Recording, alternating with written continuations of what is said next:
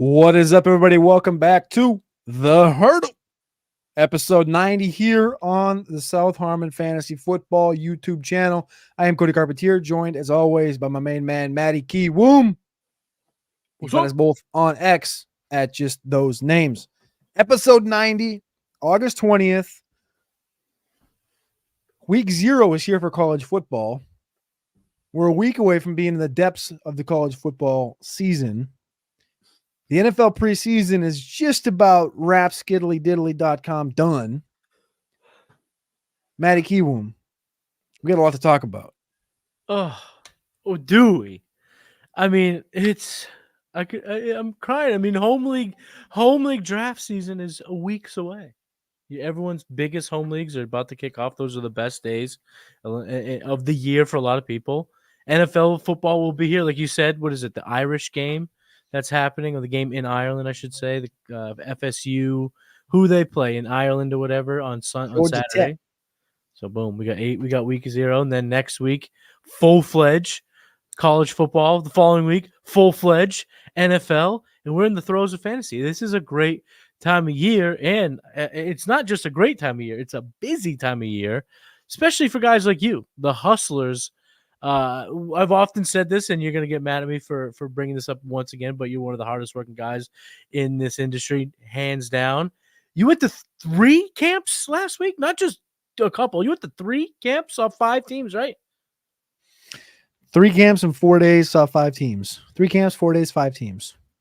Hustle. Plane, you went on a plane as well. This is not just bing, bang, boom. Everyone's in the same state. I got lucky. My wife's brother's a pilot for American, so we get to do standby. It still costs a couple bucks, like $150, but it's standby. So if the flight's open, I can jump on it. Like I could be like, "Hey, is there a flight this afternoon out?" And he's like, "Yep, open, 120 seats." I'm like, "All right, cool." So that's basically what I did to go to DC. Saved a bit of money, flipped to DC. Went and watched the Commanders. Went and watched Jaden Daniels. We'll get into that in a minute because I was super excited to see him. There's a couple sleepers, I think, on that Washington offense. Then I flew right back home the same day. So flew up 5 o'clock in the morning, flew back. I had dinner at 6 o'clock p.m. in my house. Jumped on the show that night, and then I had Jackson. So I had a day off, and then I drove to Jacksonville. Drove back, had dinner at my own house.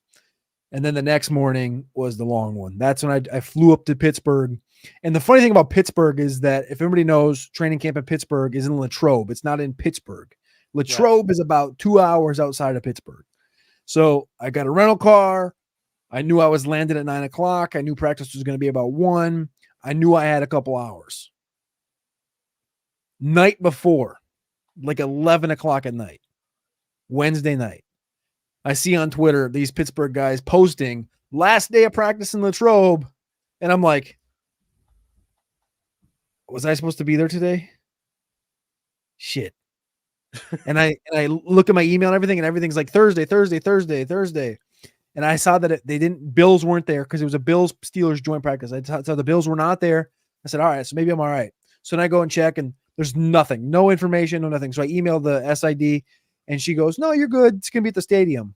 And I'm like, dude, thank you. So I rolled to Pittsburgh. I'm like I said, 2 hours of spare. It's kind of perfect for me to drive to Latrobe. Instead, I just got to go hang out in the underbelly of Acrisure Stadium for a couple hours with the Bills media, sitting right between the Bills locker room and the Steelers locker room.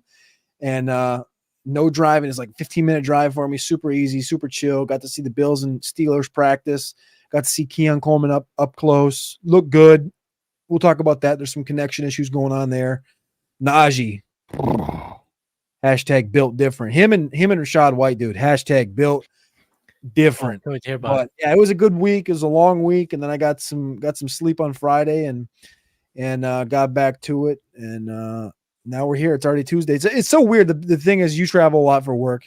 It's weird when you get like a week removed from something and you're so fast in the moment. You get a week removed and you go, a week ago today, I was in, damn, like the time flies quick. It's so wild. But before we jump into it, one thing everybody needs to know, we got a flash sale going on right now at South Harmon. Virtually everything is on a deal right now. The Warp tool is 50% off annual memberships. You can go warp50 on southharmonff.com/warp. Team reviews are 20% off. That comes off at checkout. The QB, 1QB, and Superflex shit sheets. Matty Kiwoom shit sheets. Seasonal draft shit sheets updated often throughout for your drafts. You need these. These are top 200 rankings for one quarterback, top 200 rankings for Superflex. Southharmon.com I can't talk tonight. /store. You go to rankings, it's right there. It's $4.99. You get a 1QB shit sheet, you get a Superflex shit sheet. Support your boys at South Harmon, support your boy Matty Kiwoom, and win your drafts this year. And then after that, over on Patreon, if you want to tap in over on Patreon to get the rankings, to join the Discord, all these things, the Patreon tiers are moved down. The pregame pooper tier goes from $96 to $69, and the Savage tier is $300 down to $230. So everything flash sale for about, I think we're going to do about a week and a half. I think it's going to go till right before September hits. Warp, team reviews, shit sheet, Patreon. You got it. Absolutely, baby. I love it. This is full on fantasy football mode, and we are just fully tapped in here in South Harmon. Keep rocking with your boys. Keep tapping into all the shows. Get into the tools that we offer. Warp tools, fantastic. I built these win sheets, these shit sheets off of Warp. So this is just it's a great time of year. But yeah, absolutely, go check all that out. For those that haven't seen the shit sheets, they literally have each player's 2023 Warp score on it. So kind of Matty's cheating the system. He's kind of giving you the answers to the test for a really good deal. But that's why we're doing it, because we love y'all. It's $4.99 this year for these shit sheets. Next year it's going up to $9.99 because it's mucho hatata. Yes, I'm about to make a mala. Win your league today. It's a little taste. So the Warp from last year, without being able to see the rolling 3 years, the multi-year, without being able to see the graphs, seeing the plateaus, you can't conceptualize it. That's why it's a taste. But when you get the tool, you can open your whole eyes, to a whole new way of fantasy gaming.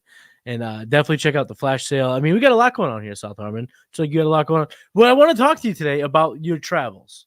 And I want to do this selfishly because there's going to be an update to the shit sheets at the end of the week. And I have some questions. Putting together some show notes for the game plan for my solo vid for next week. And there are some burning questions I need to ask you pertaining to all these camps. So you've talked about where you've gone. Where do you want to start? Because I got questions for all your stops. I'm going to bombard you today. I'm sorry. It is what it is. But the people tapping into the hurdle need to know this information because it's rare that these fantasy platforms can get boots on the motherfucking ground. So what camp do you want to start with? And then I'm just going to pepper you with some questions. I'm coming at you freaking Jimmy Fallon style. Question after question after question. I like the it's rare thing when in totality, the truth that like literally no fantasy companies go boots on the ground. None. I mean, South Harmon's got Cody Carpentier going boots on the motherfucking ground. All right, buddy. Let's talk what? You want to talk about Washington? Let's start with Washington. And we're going to start with the obvious question because for me, this is my late round QB. This is my punt QB and grab this guy and absolutely smash in seasonal formats. After seeing the kid in person, what are your expectations on the former Heisman Trophy winner, Jaden Daniels?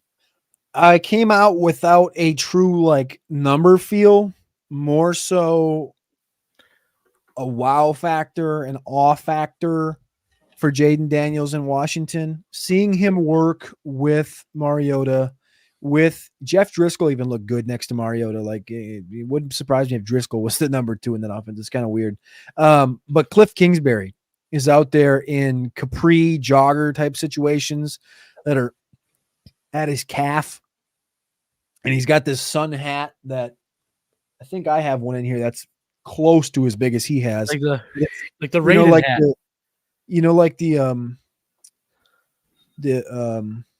The Asian country that they make all the rice and stuff and the rice field hats, those big ones.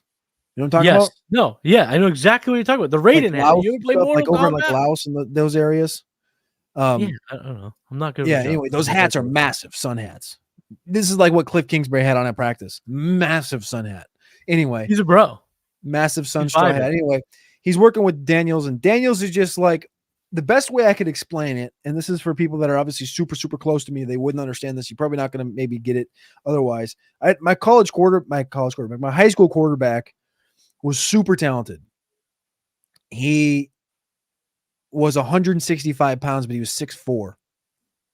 He was built pretty close to Jaden Daniels. Now, he could not run like Jaden Daniels, but his arm talent, I could argue with you till the end of time that this kid's arm talent was up there in conversation with what Daniels has. But he didn't have no legs. He was running a 5'4" at 165, 175 pounds, right? Did he play college football? Where did this kid go? He ended up like going to JUCO because we talked him into it, but he literally would get like letters from like Florida State and shit like this. And just because like, he had a ridiculous arm. Ridiculous dog. Like we're talking like started on varsity in 10th grade when like nobody started on varsity in our area until they were juniors. And is he a local legend now? Broke all the records, broke all the passing records that were held for 35 years. His dad had played quarterback. His dad was the quarterback for the state championship team, the last state championship team in like 1985. Anyway, dog, right? This kid could stand like at the 50-yard line, 3-step drop, put this football in a 5-gallon bucket in the corner of the end zone. I literally watched him throw a football to a kid where there's a defender draped around him, and this kid's arms were all you could see was this kid's arms, and this ball just dropped into his hands. Like the magician, right? This is what I'm explaining to you is like, for me, that's the benefit of getting to go see these guys in person is that I have these priors of like things I've seen. And now it's like comparing this kid to a high schooler, people are like, what the fuck are you talking about? But again, right? It's storytelling in my own brain to make it make sense. The arm talent is purely the whole thing. Daniels' arm talent, and people have comped, the situation to Lamar, Robert Griffin, blah, blah, blah, blah, blah, because he's a running quarterback. Listen, they did this, what's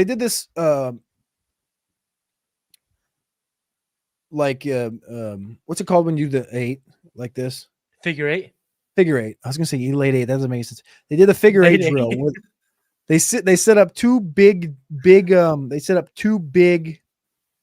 tackle dummies, like the 6-foot tackle dummies, right? Tackle bags. And in front of it, about 10 yards off to the left, they set up this big net with 3 squares in it. And they were tiered. Bing, bing, bing. Or so bing, bing, bing. So you can see my hand. And these quarterbacks had to start in the middle between the 2 bags. And the coach would say, hut. And he'd roll right, go around, and they'd essentially be coming around and have to throw to that net. Yep. So they'd have to throw like on an adjustment, almost like a Mahomes throw, right? So they have to like the Caleb throw from last week. They were practicing the Caleb throw. Yeah. Yes, it's a very like arm talent flick wrist situation rather than a pocket Tom Brady deal. Tom Brady would suck at this. No offense, right? Because he's not as mobile. It's a mobile thing. You do a figure 8 and you come around, zing. Mariota, tink. Soccer ball hits the top of the goalpost. Tink, tink, tink. Driscoll, not quite. Jaden Daniels, bucket. And it's like you could the stress on this kid's face didn't exist. It was just leisure stroll in the park. Commanding of the offense. He's not a very vocal guy. He doesn't have to be. Yeah, his name's starter. He commanded enough. Because the arm cooks. The arm just does it. Yeah. I talked to De'Ami Brown after practice, and I was like, just, walk me through this and explain to me why. And he's like, well, it was supposed to be a screen pass, and he obviously opted. He changed the play. Everybody knows that. I go, yeah, but like, why you? What does that explain your connection with him? And he's like, well, he wanted to show off. Like he wanted to prove what he could do. Because the thing about Washington, and I know I'm talking a lot and I'm walking you through this entire thing, but the thing in Washington is that Dan Quinn has said it multiple times, how Daniels has checked off each of the boxes that he's wanted to check off through the process at the pace that he's wanted him to. But he doesn't tell you that Daniels is actually checking off those boxes like a week ahead of time. Does that make sense? Okay. And so he's like, oh, we need him to be here. He's gotten here. We need him to be here. He's gotten here. But he's not telling you that he did that. Like he got to that tier last week. And now this week, he's actually a tier ahead where he's supposed to be this week. And it's one of those things, right? Who was the one? Who was the player that the coach was just talking about a couple weeks ago? Different sport. God damn it! I do too many of these shows, Matty. I was thinking who it was. Was it a basketball player or a baseball player or something that the coach wanted to like keep under wraps. And they're trying to be very quiet about. Oh yeah, we know he's good, but we don't want to like fill his head full of crap. We don't want him to think this. I have no idea what you're talking about. It's okay. That's okay. But this is like what I tied it to was. I wish I could remember who it was. It was like a freshman or something like that. Maybe in college. Anyway. Cooper Flag? No. The basketball player? Jeremiah Smith. It was Jeremiah Smith at Ohio State. Ryan Day. Thank you. Ryan Day.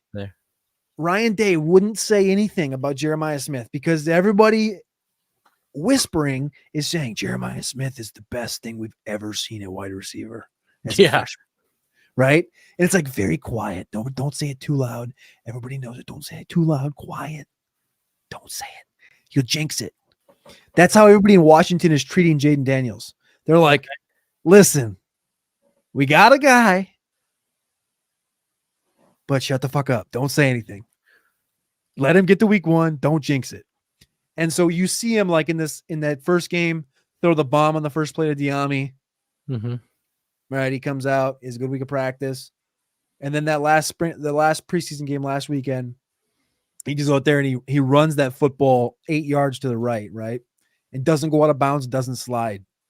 And what's he do? He stands up, he looks directly at Dan Quinn, and they just made like eye contact, and just Daniels just like knew he fucked up, but it wasn't like I'm in trouble. It was like I get it, I got it. Yeah, he's been told that for sure. Now he felt why he's been told that. But this is what I'm saying is like he's too sick. All right, so then let me ask it to you in this type of way. We'll put a bow on. I'm glad we spent a lot of time on Jaden Daniels because it's worth it. I think that he could be a make or break player in seasonal drafts. I think in the rookie drafts, I mean, even in 1 QB rookie drafts, he could be a game changer because 100%. How good he is, and I'm glad we spent time on it. But let me ask you this way: is he a value in seasonal drafts, considering he's coming off the board as QB 13? It's not even a question. So top 8 upside, top 5 upside. Were you getting him and Caleb? Were you getting him and Caleb right now? You getting both of them right around pick? Listen, 110. I hope we don't use monetization. We're 19 minutes in.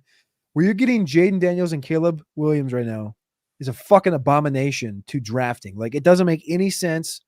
It is the only thing you should be focused on right now in your seasonal drafts. It's August 20th. Between August 20th and September 6th, the only thing you should be doing is fading quarterback until the 10th round every single draft you go into. And at that point, all right, who's available? Is it Daniels or is it Caleb? And if one of them's gone, go the other way. And if they're both gone, you might be kind of pissed. But you can probably still get Brock Purdy, and you'll be okay. But the point is, if you can usually wait till the 10th, 11th, I've seen 12th and 13th on some platforms for both of these guys to fall to. They're both going to be sick. This rookie class feels very, abnormally positive. Both of these guys, Caleb and Jaden, and I'll axe it right here. Jaden and Caleb are pretty clear cut. Like, this is going to work. Bo Nix looks pretty good in this Sean Payton system. Looks pretty damn good. If they get some talent around him and they can continue this build, he's going to be pretty damn good. Atlanta, they might be the most cockamamie front office in the damn league, but they see something if they're not going to play Michael Penix in a preseason game. The last two. Yeah, they see something. In Minnesota, people are going to say, Trash Man today moved down JJ McCarthy like 70 some spots in Dynasty. Not me. Not me. By Not me. opportunity, my friend. I'm not going to say this is the best thing that could have possibly happened to JJ, but it's the best thing that could have possibly happened to JJ when dealing with the Minnesota fan base. Because they would have been like that. They have a brutal schedule to start, and he was going to get pushed out there. And that's exactly how a rookie gets completely torched. And just his whole career can go down the drain. And we've seen it too many times. So that's 5. Who's the 6th one? May. I'm sorry, buddy. It's not him. It's what's around him. It's the organization around him. I mean, I love May. I love May. No, we both love May. We both love May. But the truth is, if the best thing for him would be to have a season that's very similar to how JJ McCarthy is going to have his season. Where Snowman, you can't say that when the Vikings were going to open up 1-4. That's my point.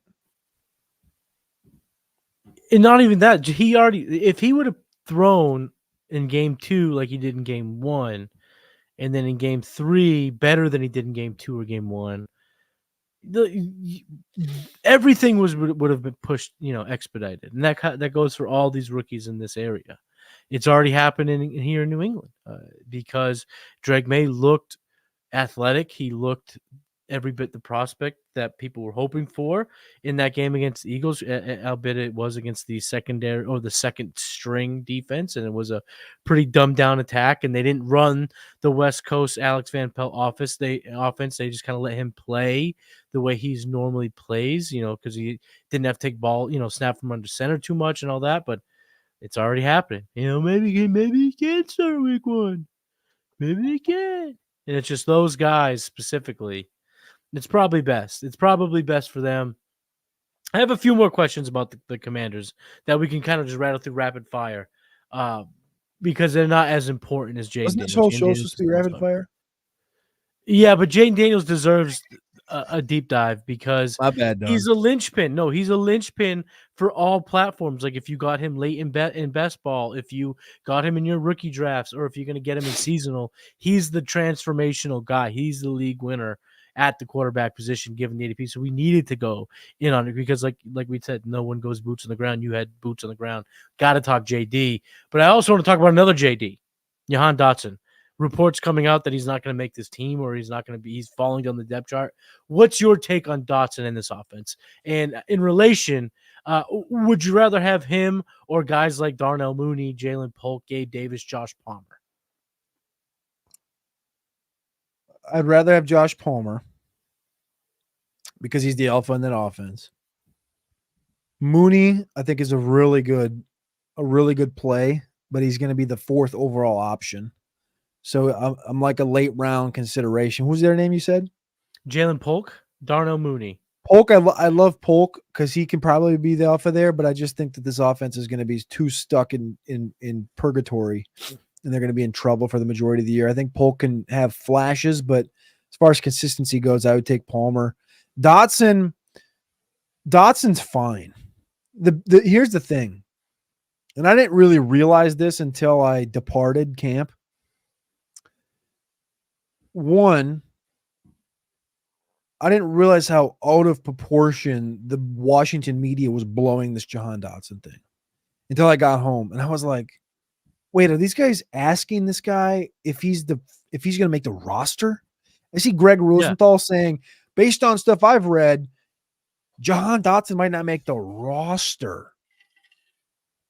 And I go, What the fuck are you all talking about? What the fuck are we doing here? This isn't Quentin Johnston. Like, Quentin Johnston didn't touch the field until there was like 3 minutes left in the first quarter. And today they asked Jim Harbaugh about Quentin Johnston, and he like stared at the camera for like 13 seconds before trying to talk himself through Quentin Johnston making sense. And then by the end of it, he goes, very promising, very promising. Yeah. And it's like, what the fuck? Jahan Dotson, on the other hand, played too many snaps in the preseason. But guess what, Matty Kiwoom? the guy was playing in the slot, which he didn't do last year as much. Yeah. He's going to be the slot receiver because they found that they want to use 3 wide receivers and they want to use Dotson in the slot. Diami outside, Martavis outside, Luke McCaffrey outside, Olamide Zaccheaus outside, Mitchell Tinsley outside. Sure, whatever you want. Jahan Dotson's playing the slot. More reps in the slot when you've been predominantly an outside number 2. More reps in the slot matters. Mm-hmm. This guy's not getting cut. Sure. This guy gets cut. I don't know. He's not getting cut. My brain will malfunction. I literally probably my best tweet in the last 2 months was the Washington recap because everybody felt. I think every Washington Commander fan, which there's not too many of them. There's maybe fucking couple thousand of them. Every one of them replied to this tweet, and they were like, "This is the best coverage on the Redskins I've ever seen." Half of them used the word Redskins too. Oh yeah, people can't shake it. It is what it is. And they were like, "This is like the only person that hasn't said something anti about Jahan Dotson." And then they go and ask Quinn about Dotson. It doesn't make any sense. So anyway, the point is, Dotson's not getting cut. He's playing slot. Should you draft him? Probably not, because Zach Ertz is a better value for what he is right now. Ben Sinat's a better value in Dynasty for what he is. But Dotson's not getting cut. He's a really good wide receiver. He's just going to take some time because he's switching positions. Yeah, right. He's going to learn a whole different set of skills going in the slot. But I think that's going to suit his skill set. I think, given his size, his ability to separate, the slot is going to do well for him, especially in a Cliff Kingsbury type offense. You mentioned Zach Ertz real quick. Is it Zach Ertz or Ben Sinnott when it comes to seasonal drafts? You got one late round tight end. Which one are you using it on, Zach Ertz or Ben Sinnott? Well, you're not spending that draft pick on Ben Sinnott. You're going to spend it on anybody. You're going to spend it on Pat Freiermuth. You're going to spend it on Luke Musgrave. Then those guys go way earlier in the draft. You're talking about 14 guys. Yeah, but I'm saying if you punt on your tight end 2 and you're waiting to your last round pick, both Ben Sinnott and Zach Ertz are typically there at the end. Correct. But what I'm saying is I'm counting down tiers. So I'm saying like Pat Freiermuth is a late round guy. He's a 10th, 11th round guy. And then I'm getting down to Musgrave. And then I'm getting down to And then I'm getting down to Gerald Everett. And then I'm getting down to Zach Ertz. And it's like that's kind of where both him and Sinnott are going. But I'm not touching Sinnott right now. He's really good. Don't get me wrong. He's really good.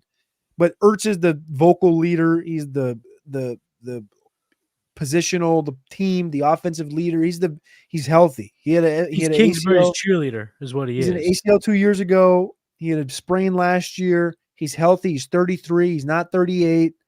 Ertz is going to get targets early, and it's going to Sinnott's going to go through the rookie tight end, situation. It's not going to be like he's good. He's going to get opportunities. He's going to have a couple games where he goes, 2 for 64 and a touchdown, but that'll be a DFS play if you get lucky enough. Yeah, so there's really nothing exciting there. Last question about the Commanders, and this is my selfish question. Both running backs are going about the same range. Brian Robinson. There it is. That's all I wanted to hear, baby. Yeah.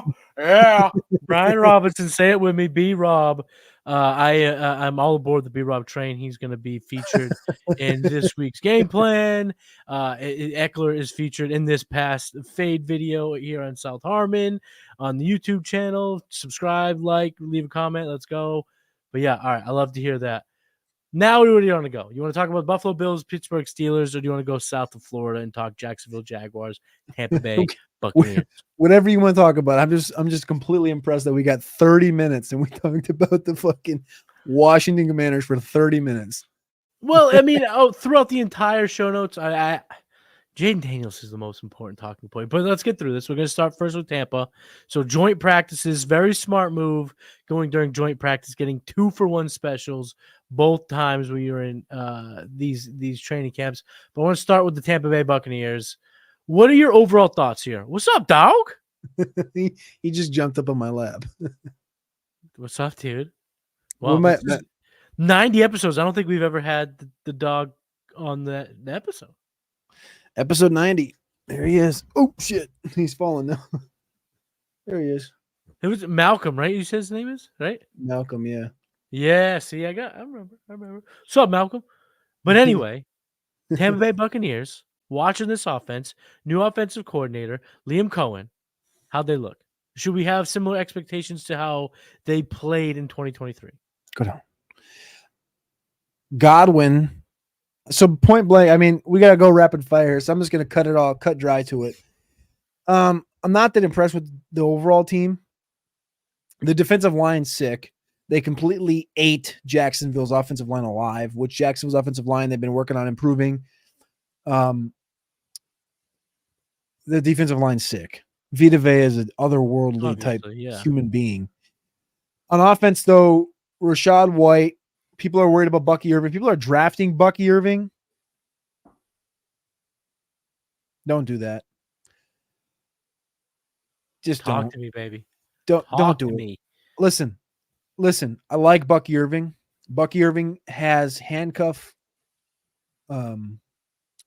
ability, but that handcuff ability is a satellite rule. If White were to go down, Sean Tucker is going to get some work. Sean Tucker's a guy that can carry load more than Bucky Irving. Fizzle dialed it right in. Fizzle time. And Sean Tucker isn't ready. Tucker's smooth out of the backfield. Tucker's got burst. Bucky Irving is very small. He's like a James White. Smaller than I thought he was going to be. I like him. Smaller than people thought too. I like him, but he's not cutting into this receiving role. He's not cutting into this workload. Rachaad White weighed 214 to combine. He's listed at 214, which is BS. He's at least 220. You could sell me in a good way.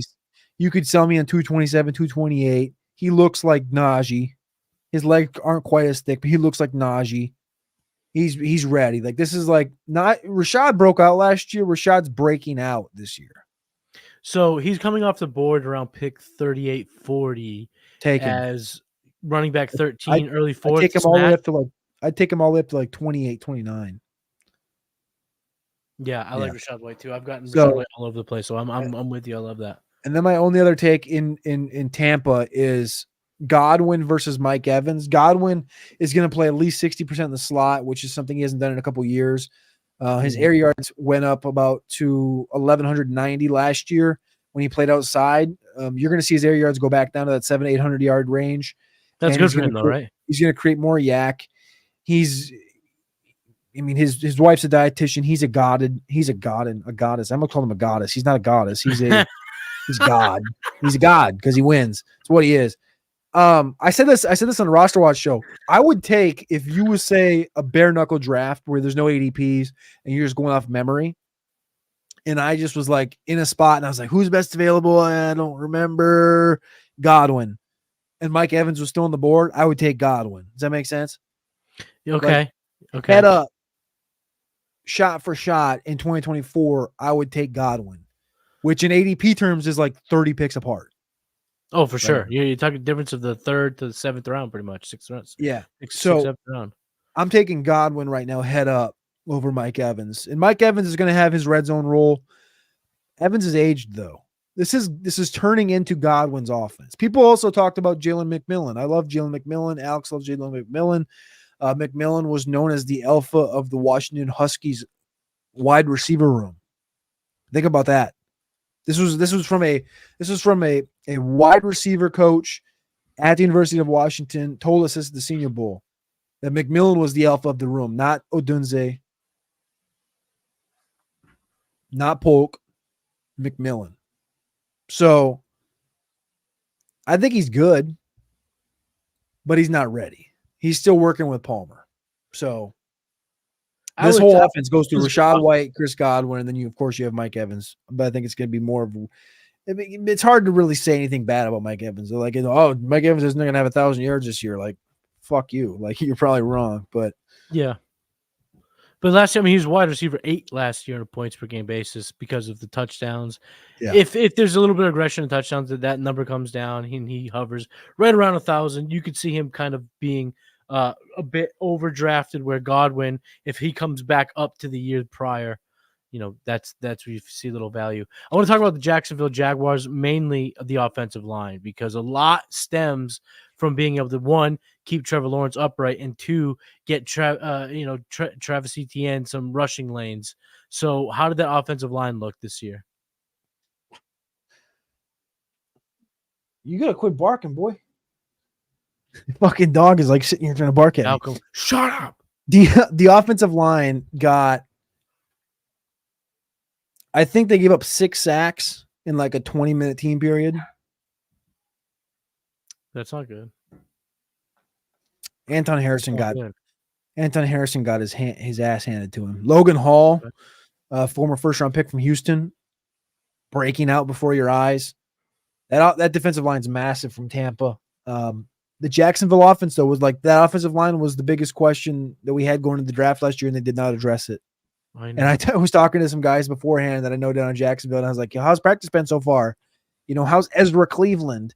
How's Anton? How's they're like, oh yeah. Bang. Play disruption. The big thing here in Jacksonville, one, Travis Etienne ran like 7 Texas routes during practice and team drill. Which all I want to see, baby. Texas route all day long. And yeah, he's dirt nasty with it. So they know what they're good at. There was no Christian Kirk at this practice I went to. Lawrence looks good. Of course, you're going to see all of the clips of him connecting with Brian Thomas downfield. He missed him a couple times too. Know that. But the majority of the work in this offense is between the 5 and 15 yards from the line of scrimmage to Evan Ingram and to Gabe Davis. Gabe Davis gets a fair share. You're going to see a lot of games from Gabe Davis that are like 5 for 40, 5 for 50, 5 for 60. Evan Ingram's going to continue on his thing where he's not going to have the 143 targets he had last year, which was 12th all time at tight end position, but he's going to have his 90, 100 targets, Evan Ingram, which puts him in a peculiar spot from a draft pick because he's kind of right where he should be going right now. Yeah. But Brian Thomas, dude, by the end of the year, you're going to be looking back at Brian Thomas like Christian Watson. Remember Christian Watson and that torrent touchdown pace that he had? 9 touchdowns in 6 games or whatever it was. That's going to be what Brian Thomas is. Brian Thomas and Xavier Worthy might be competing for rookie touchdown lead among all receivers this year. Thomas is, he's not special by any means. Like, I think he's a good fit, though. Trevor Lawrence showed even last year how good he is at tossing the rock, deep. He's got a great deep ball. He's the best way I put it is he's still not ready to be a route world beater. But you can already see last year's LSU Brian Thomas in Duval right now. Like, you can already see what gave him 17 touchdowns last year at LSU. It's just right. Stupid. But he can't do anything but that. He can run a slant and he can run a deep go. It's disgusting. And when it connects, it's going to work. Lawrence looks fine. This team's not going to be that great, to be honest with you. It's going to be a 9-win team again. Let me ask you this, though, in terms of the pass catchers. You know what Christian Kirk provides this team, even though you didn't see him practice. How do you see the hierarchy playing out? Who's going to get, in terms of targets? How does this trickle down? Kirk, Ingram, Davis, Thomas. So then if Thomas is catching touchdowns, theoretically, that means Lawrence should return value. He's come off the board at QB 17 in seasonal drafts. Which is after Caleb and Jaden. Right, which is another point that if you want to punt and wait, you punt and wait. But he's perennially a top 15 guy. He just hasn't been a smash, given he was a former 101 generational-esque type prospect when he came out of Clemson. But if you're saying that that's how the pass catching is going to play out, and Brian Thomas could haul in 8 touchdowns, I kind of think that Trevor Lawrence might cook for fantasy, kind of bring in maybe push top 12. Could he push? Let me ask you this completely off the cuff. In this world, if things go right, could Trevor Lawrence push the likes of Brock Purdy, Jordan Love, Joe Burrow in terms of the pass catcher? Could he push those quarterbacks out and get himself in the top 12? Because we're expecting the Konami guys to be there. We're expecting Jay Daniels to come back. We expect Kyler Murray to jump back up into things. So for Trevor Lawrence to get that top 12 season, he's going to have to push some of these pocket passers out of the way. Is it possible? Can he do it this year? The thing people sleep on is his rushing ability. He's averaged 300. About 300. Yeah. He's averaged about 320 each of the last 3 years. He had 11 touchdowns. He only had 2 last year, but he had 5 and 4 the years before that. Say that bounces back. Say he continues the 330, 340 rushing, 4 rushing touchdowns. He's averaged 4,000 passing yards the last 2 years. The big thing, like you said, it goes to those touchdowns and also regression of interceptions. But if he can get those touchdowns, you know, if he can get to 30, which Brian Thomas is kind of that type of a player. He can elevate you like that, get you back to 30, get back to the pace he was coming to after 2022. I mean, 4,300 yards, 30 touchdowns, 10 picks, 300 on the ground, 3-4 touchdowns. I think that puts you probably puts you a little bit ahead of Brock Purdy. All right. I'd like to hear that because I do have an obscene amount of Trevor Lawrence in terms of some of my redrafts and dynasty shares. But let's move to the last place that you went to, Pittsburgh, to see the Pittsburgh Steelers practice against the Buffalo Bills. We'll start with the hometown Steelers. Obviously, you alluded to it, so I need confirmation. Jaylen Warren now down with an injury. Is it Najee season? There's always Najee season. You know this. Najee the lead back in this offense. The targets, like you've seen the last couple of years, have came down. I want to say like 3 years ago, Najee had something like 82 or maybe 79 targets. Was that 3 years? His rookie season, he had an obscene amount of targets. And then this last year, he only had like 27 receptions, I want to say. So they've come down, but it's been 29 receptions. First year had 94 targets. Last year had 38 targets. Played 17 games each of the last 3 seasons across the board. So there's no, anything. It's literally correlates with Jaylen Warren, which I think is fine because everybody knows what Najee is. Najee's a guy that can take the brunt, run between the tackles. He just what he can do. He's going to continue to do it because of Arthur Smith and because Mike Tomlin loves him.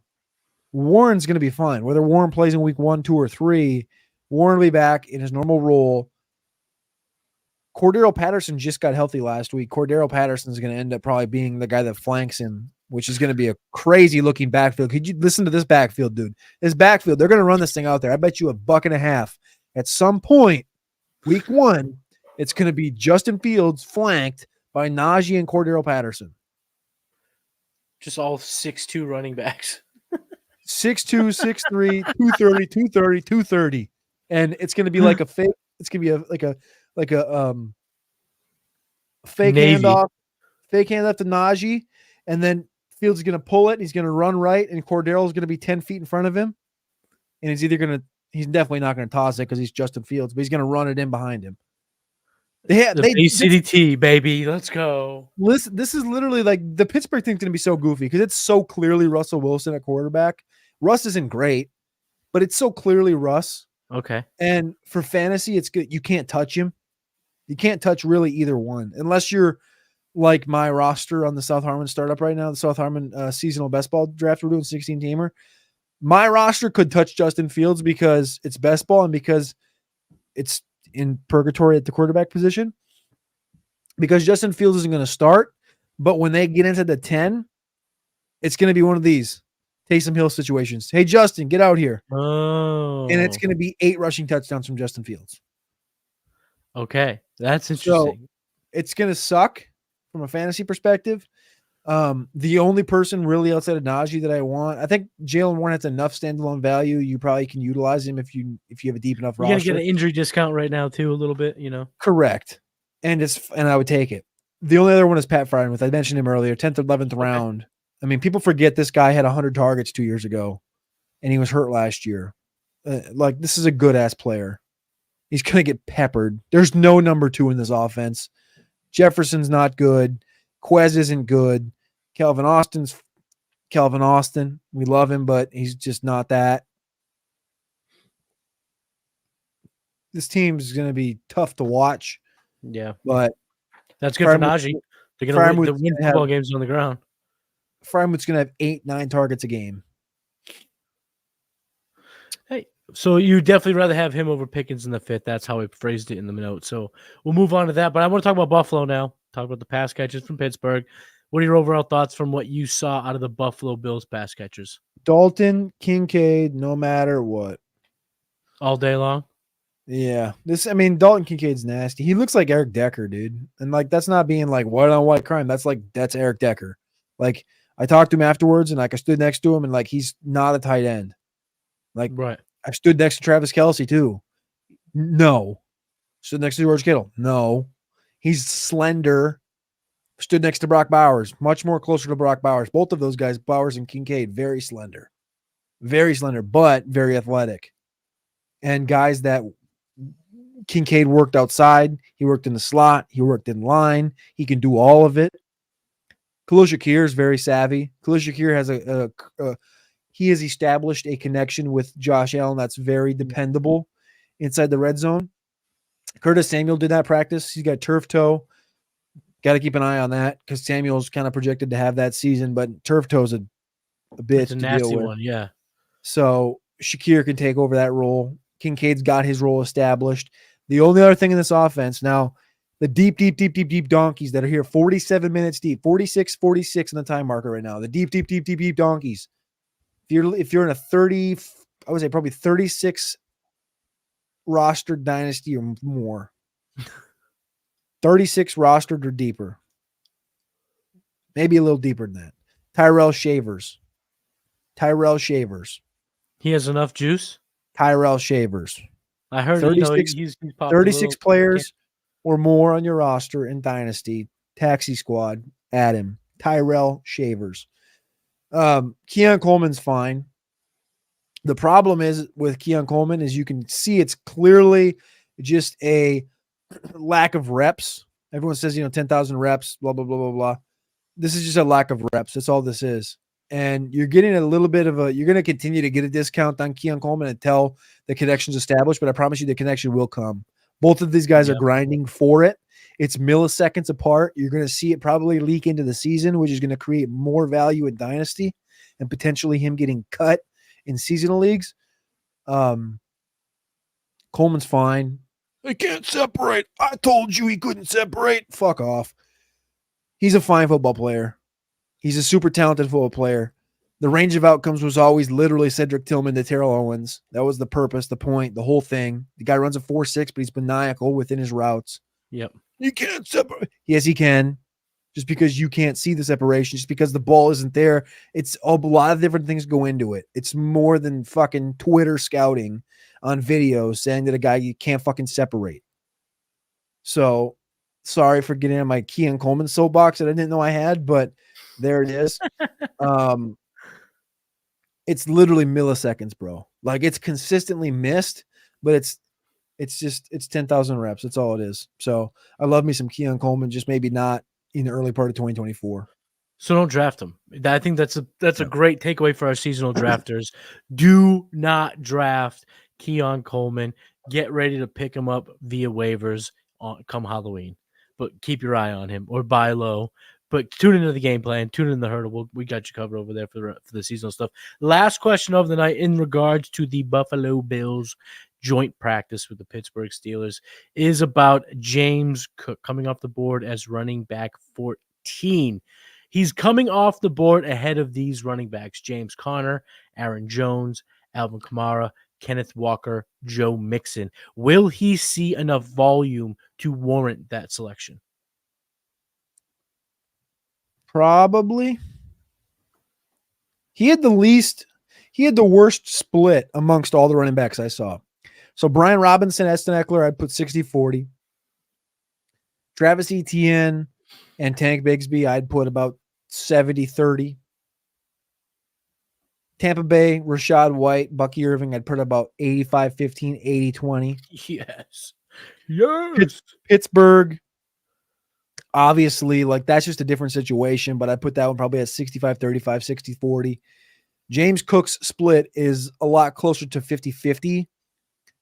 but it's not 50-50 with another person. It's 50-50 with Naked. It's 50-50 with Ray Davis. It's 50-50 with Ty Johnson.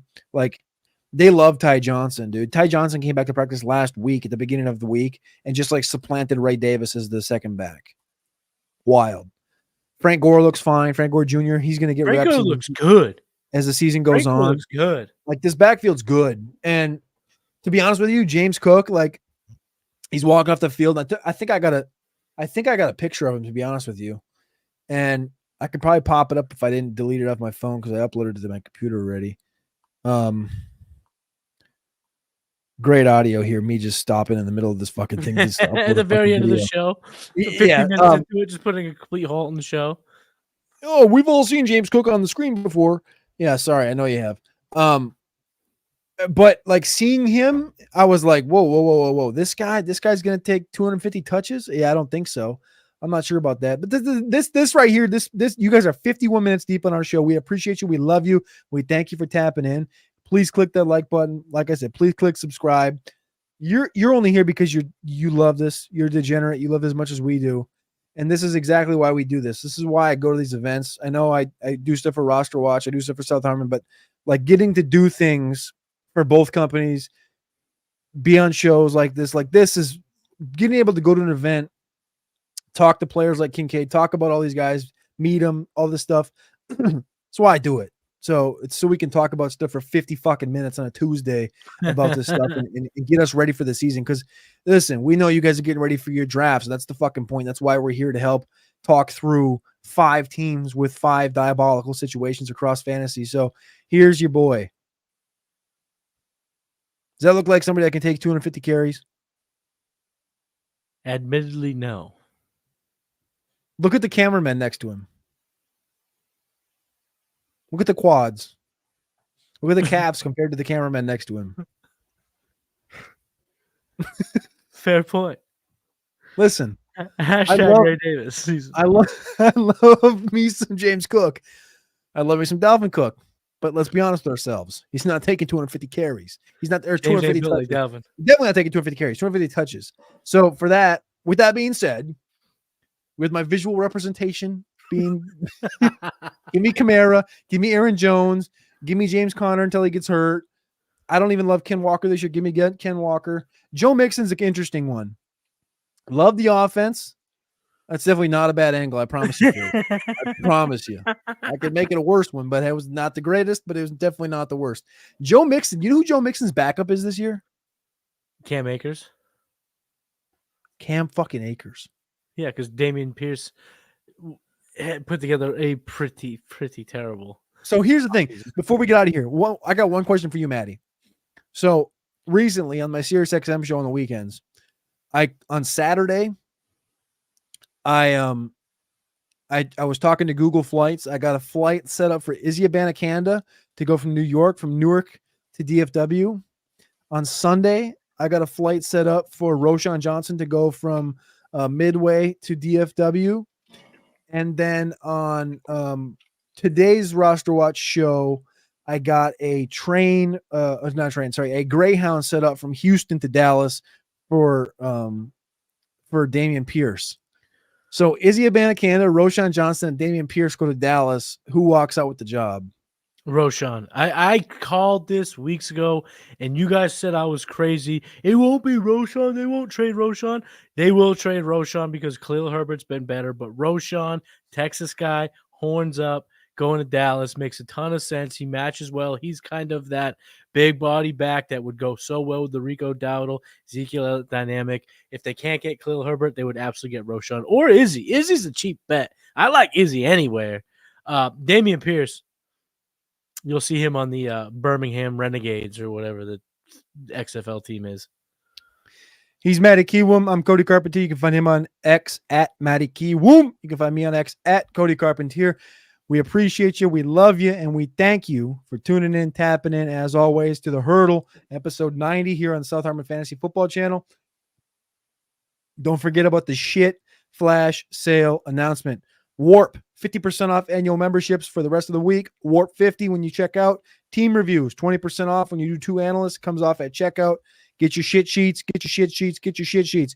If you're drafting this weekend, the world's biggest weekend to draft, get your shit sheets. 1QB, Superflex over at SouthHarmonFF.com. Go to the store, click rankings, tap in. It's $4.99. It's Matty's top 200. Do it. You get the work from 2023 included. Tap in. And then if you want to jump on Patreon, patreon.com/South Harmon, your year memberships are $27 and $70 off to the pregame pooper and to the Savage tier. So we appreciate you guys. We love you, and we'll see you next Tuesday night. Peace.